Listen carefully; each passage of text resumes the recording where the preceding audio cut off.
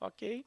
Então, chegamos aqui na parte de explicação da classe Command, né, que efetivamente é onde eu começo a entrar na minha arquitetura de comandos. O que acontece? Com o código que a gente fez aqui nessa classe delete, reutilizar o código de remoção do livro e reutilizar o código de remoção dos arcos está bem complicado, tá? Porque eu tenho esse cara aqui começando aqui, terminando aqui embaixo, então esse código fica difícil de você reutilizar se você precisar reutilizar esses códigos, tá?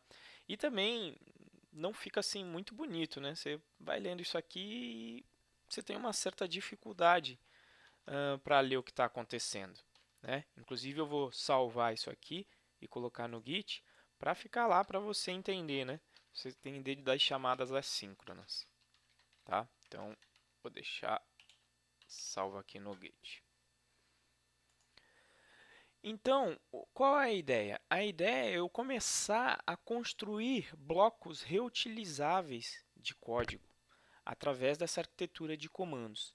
Então, qual é a ideia? Eu gostaria de ter blocos significativos acerca das lógicas de negócio que eu estou fazendo, tá certo?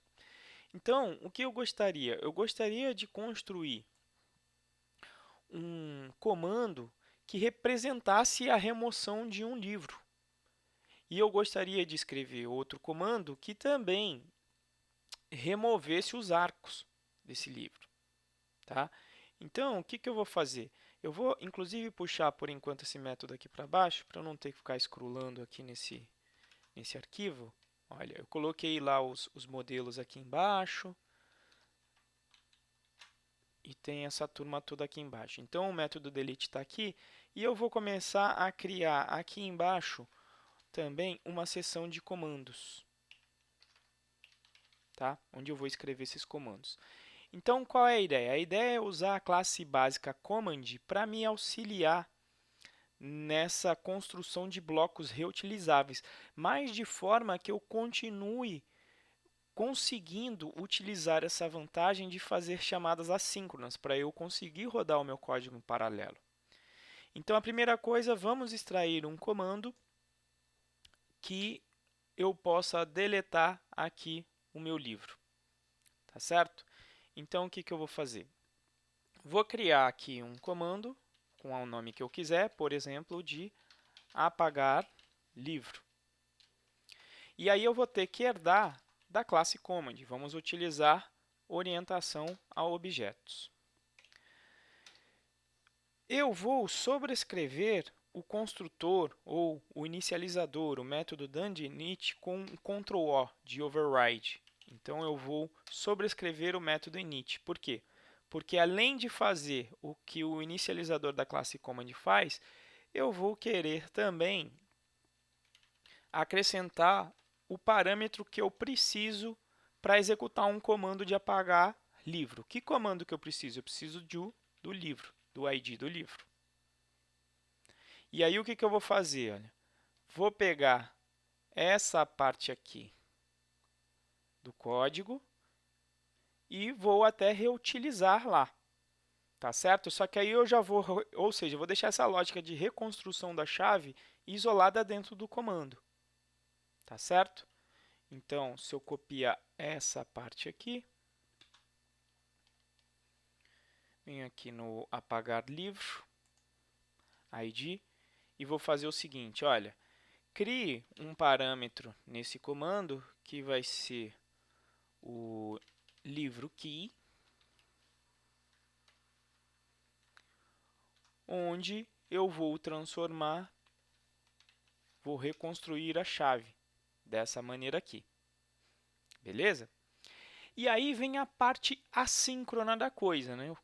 Vendo aqui o código, o que eu fiz? Reconstruir a chave e eu tenho que deletar essa parte aqui e fazer isso de forma assíncrona. Então, eu vou precisar de um objeto desse aqui de futuro. Então, de início, eu vou fazer o seguinte, ó, eu vou setar aqui esse futuro, vou criar aqui um objeto futuro que a priori é known. Por quê? Porque o método, a classe command, ela tem um método onde você deve fazer todas as chamadas assíncronas que você precisa. E esse método chama setup. Olha aqui, ó. Você tem que sobrescrever o método setup. Dentro desse método setup, você deve fazer todas as chamadas assíncronas que sejam necessárias. Então, vou pegar o futuro, vou fazer o quê? Vou pegar lá o meu livro key e vou chamar o delete async. Tá certo? Então, no método setup, você executa todas as chamadas assíncronas que você precisar. Tá certo? Por fim, o que eu tenho que fazer para terminar isso? Eu tenho que chamar um getResult. E o comando é dividido, então, em basicamente duas etapas. Tem a parte em que você faz as chamadas assíncronas e a parte em que você efetivamente executa a sua lógica de negócio. E aí, esse método de lógica de negócio, ele é chamado do business. Ou seja, faça o negócio que você tem que fazer. O que eu tenho que fazer aqui? Simplesmente chamar lá o futuro.getResult. Tá? O exemplo é bem simples mesmo, porque deletar é simples, mas às vezes essas lógicas de negócio costumam ser mais complicadas. Então, como é que funcionou aqui a estrutura do comando? No inicializador, eu preparei todos os métodos que eu precisava, separei os parâmetros que eu precisava, construí a chave, setei o futuro. No setup, eu fiz todas as chamadas assíncronas que eu precisava e no do business eu executo efetivamente a minha lógica de negócio. Beleza? Fazendo isso, eu vou trocar esse código que está aqui. Olha, eu vou trocar pela construção do comando. Então, isso aqui vai embora, isso aqui também e esse aqui também. E aí eu vou construir o meu comando de apagar. Vou chamar de apagar cmd e vou construir um comando apagar livro, passando quem como parâmetro? Passando um book ID. Tá certo? Então, eu construí o comando e para executá-lo, eu posso chamar ele como se uma função fosse. Tá certo? Ok. Então, a segunda parte do código, o que eu vou me preocupar? Vou me preocupar em construir um comando que apague esses arcos aqui. Olha. Beleza? Ok. Então, vou filmar outro vídeo.